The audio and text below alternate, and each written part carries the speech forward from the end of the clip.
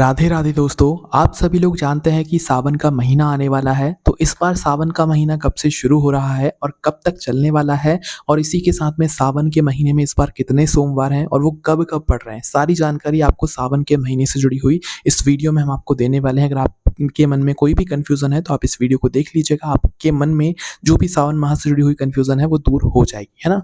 तो देखिए, सावन माह जो होता है वो भगवान शिव जी का सबसे प्रिय महीना होता है और इस महीने में भगवान शिव जी को बहुत आसानी से प्रसन्न भी किया जा सकता है। इसमें जो आपकी मनोकामनाएं होती हैं, जो दुख और परेशानियां होती हैं, वो सारी पूरी हो जाती हैं, दुख और परेशानियां दूर हो जाती हैं, है ना। इसलिए सावन महीने का इतना विशेष महत्व है और लोग इसका बहुत बेसब्री से यहाँ पर इंतजार भी करते हैं। तो आइए जानते हैं कि इस बार सावन का महीना कब से शुरू हो रहा है और कब तक रहने वाला है, और इसके बाद में हम जानेंगे कि सावन के महीने में इस बार कितने सोमवार हैं और वो कब कब है ना। तो देखिए, सबसे पहली चीज, सावन का महीना कब से लेकर कब तक है वो जान लेते हैं। तो देखो, इस बार 2025 में सावन का महीना जो शुरू हो रहा है वो 11 जुलाई 2025 शुक्रवार के दिन से शुरू हो रहा है। कब से शुरू हो रहा है? 11 जुलाई 2025 शुक्रवार के दिन से सावन का महीना शुरू हो रहा है और इसकी जो समाप्ति है, इसका जो समापन है वो होगा दोस्तों 9 अगस्त 2025 शनिवार के दिन, है ना। तो 11 जुलाई 2025 शुक्रवार के दिन से सावन का महीना शुरू होगा और 9 अगस्त 2025 शनिवार के दिन पर जो है सावन का महीना यहाँ पर पूरा हो जाएगा। सावन का महीना समापन इसका हो जाएगा, ठीक है। तो इस 11 जुलाई से लेकर 9 अगस्त तक जो है सावन का महीने लगने वाला है। अब इसमें कितने सोमवार पड़ रहे हैं? तो इस बार सावन के महीने में कुल 4 सोमवार पड़ रहे हैं। तो 4 सोमवार वो कब कब पड़ रहे हैं वो भी हम लोग यहाँ पर जान लेते हैं। तो देखो, इस बार जो सावन के महीने में जो 4 सोमवार पड़ रहे हैं वो कब कब पड़ रहे हैं ये हम लोग जानते हैं। सावन के महीने का जो पहला सोमवार पड़ रहा है वो इस बार पड़ रहा है 14 जुलाई 2025 को, है ना। इसके बाद में सावन के महीने का जो दूसरा सोमवार पड़ रहा है वो पड़ रहा है 21 जुलाई 2025 को, है ना। इसके बाद में जो सावन के महीने का तीसरा सोमवार पड़ रहा है वो पड़ रहा है 28 जुलाई 2025 को, है ना। इसके बाद में सावन के महीने का जो आखिरी सोमवार या चौथा सोमवार आप लोग कह लो, जो पड़ रहा है 4 अगस्त 2025 को, है ना।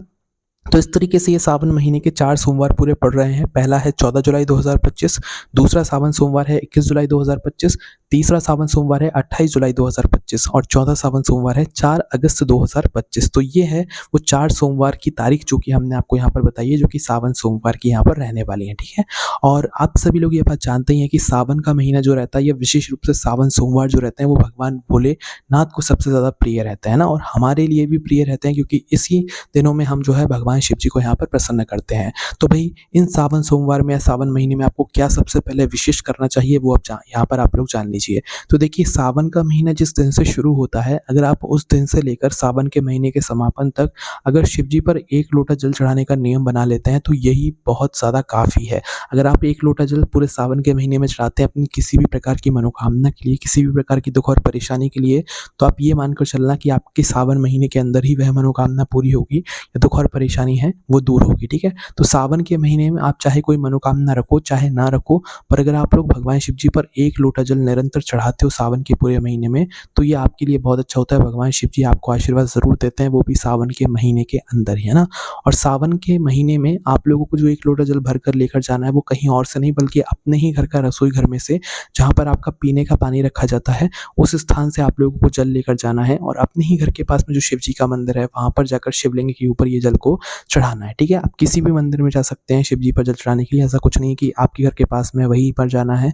आप किसी भी मंदिर में, आपके घर से दूर है, पास में है, जहाँ पर आप जाना चाहें शिव जी पर जल चढ़ाने के लिए, वहाँ पर जा सकते हैं, ठीक है। इसके अलावा दोस्तों, सावन के महीने में जो है एक बेलपत्र, फूल वगैरह भी शिव जी पर चढ़ाए जाते हैं, पर आपको ध्यान रखना है कि जो फूल आप शिव जी पर चढ़ाते हैं उस फूल का जो मुख होगा वो शिवलिंग की तरफ ही करके आपको सावन के महीने में चढ़ाना है, क्योंकि हम जब भी फूल चढ़ाते हैं तो उस फूल का मुख जो है हम कहीं भी करके रख देते हैं, पर आपको ऐसा नहीं करना है।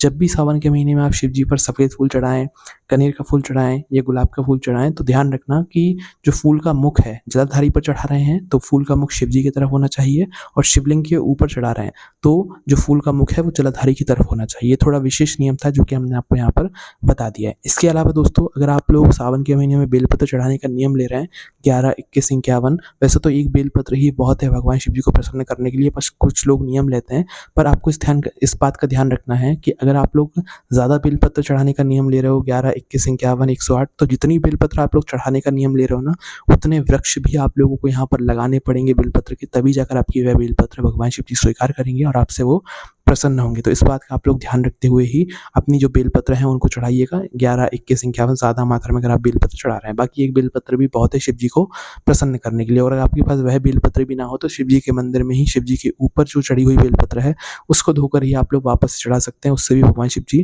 प्रसन्न हो जाएँगे, ठीक है?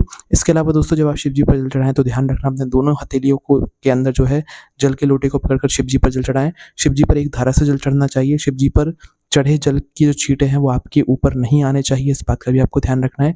इन्हीं सारे नियमों के साथ आपको सावन के महीने में भगवान शिव जी को प्रसन्न करना है, और आपकी जो भी मनोकामना है, जो भी दुख और परेशानी है, आप वो भी सावन सोमवार के दिन बोल सकते हैं। विशेष रूप से आप पूरे महीने जल ना चढ़ाते सकें तो सावन सोमवार के दिन शिव जी पर जल चढ़ाने के लिए आप लोग ज़रूर जाएँ। बाकी आपके मन में अगर कोई प्रश्न है सावन महीने जुड़ा हुआ, सावन सोमवार से जुड़ा हुआ, तो उसे हमसे कमेंट करके पूछ सकते हैं। राधे राधे आपको कमेंट में ज़रूर लिखना है। आप सभी लोगों को वापस से राधे राधे।